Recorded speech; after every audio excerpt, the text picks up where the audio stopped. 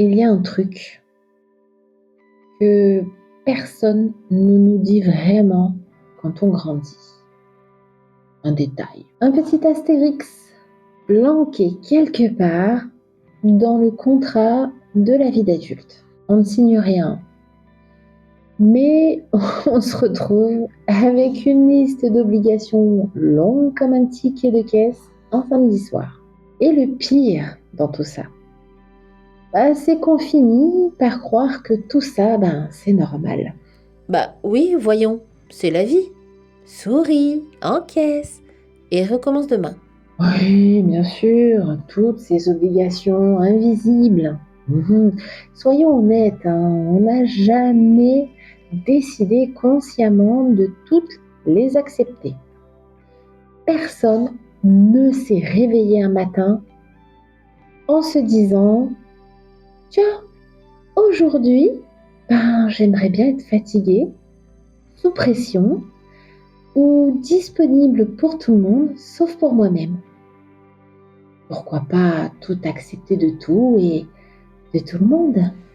Et pourtant, on accepte bien les attentes de la société, les exigences du travail, les rôles qu'on nous attribue, les compromis qui deviennent des habitudes. Et t'as oublié les relations qui nous vident plus qu'elles nous nourrissent. Mais enfin, faut bien faire des efforts, non? Oui, il est peut-être temps de se réveiller. À quel moment l'effort est devenu un sacrifice permanent? C'est comme le mythe du j'ai pas le choix. On nous a vendu une phrase magique, une phrase passe-partout, une phrase qui justifie absolument tout. J'ai pas le choix. Ben non, évidemment.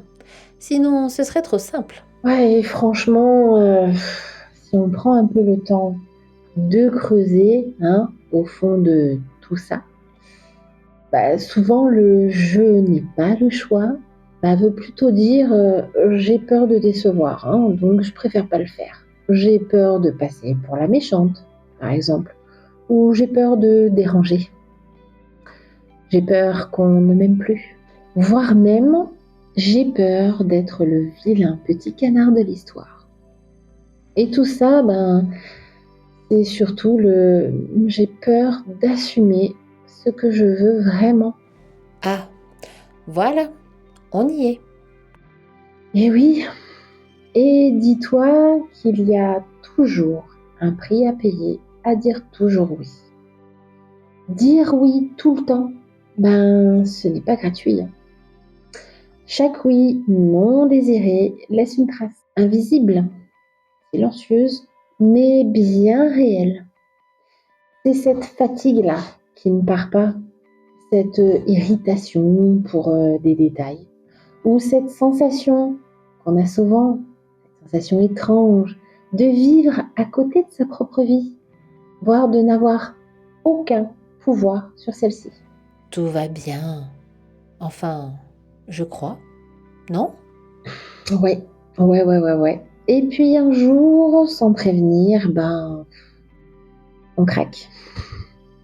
On s'énerve, on pleure pour rien, on se rebelle, on envoie chier tout le monde sans vraiment comprendre pourquoi. Mais en réalité, c'est juste un trop-plein de concessions. Voilà. Et puis, ça peut arriver dans tous les domaines, pas que dans le personnel, pas que dans le professionnel. Travail, couple, vie quotidienne, même combat. C'est vrai. Regarde, au travail, on doit être motivé constamment, performant, flexible, positif et ne jamais se plaindre. Sinon, on est mal vu. Et si possible, silencieuse. Et pour ce qui est du couple, on doit comprendre, s'adapter, composer et patienter. Ah, l'amour, c'est faire passer l'autre avant soi. Tout le temps, apparemment. Mm. Et oui, et dans la vie en général, Il faut être partout, répondre et agir vite, gérer quoi qu'il arrive, assurer le quotidien et ne jamais faillir. Surtout pas. Obéir même parfois, suivre les règles, même les plus stupides, accepter de se faire arnaquer et être un gentil petit citoyen. Mais du coup, qui s'occupe de la personne qui doit gérer tout ça? Spoiler, personne. Non, franchement, on ne peut pas continuer comme ça. Reprenons le pouvoir, calmement mais fermement. Reprendre le pouvoir, ce n'est pas devenir dur, ni égoïste, ni envoyer tout le monde balader. C'est principalement arrêter de se mentir. Ah, donc on peut être gentil et poser des limites? Intéressant. Eh oui, reprendre le pouvoir, c'est surtout oser dire non. Ça, je ne peux pas.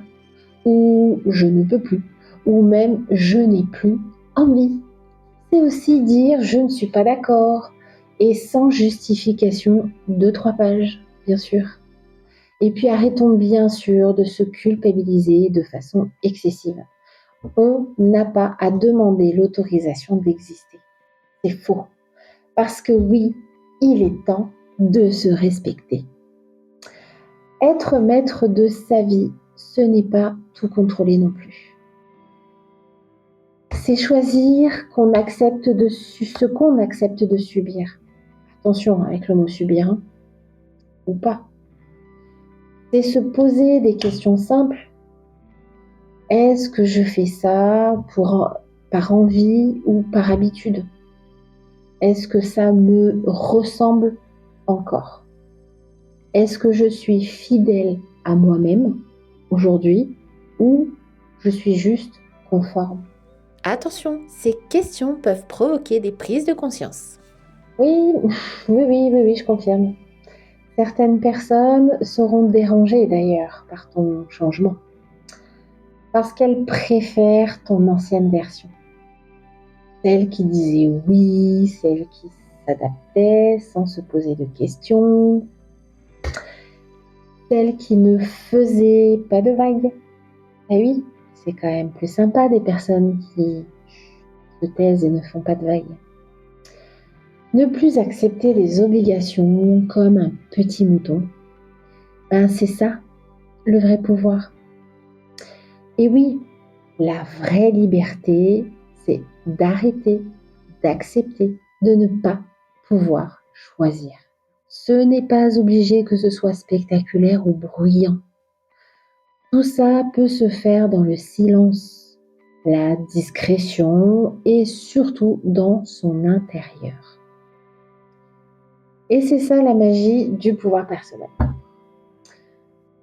Ce moment précis où tu te dis « je veux une vie qui me ressemble », pas juste une vie qui fonctionne selon des règles qu'on m'impose.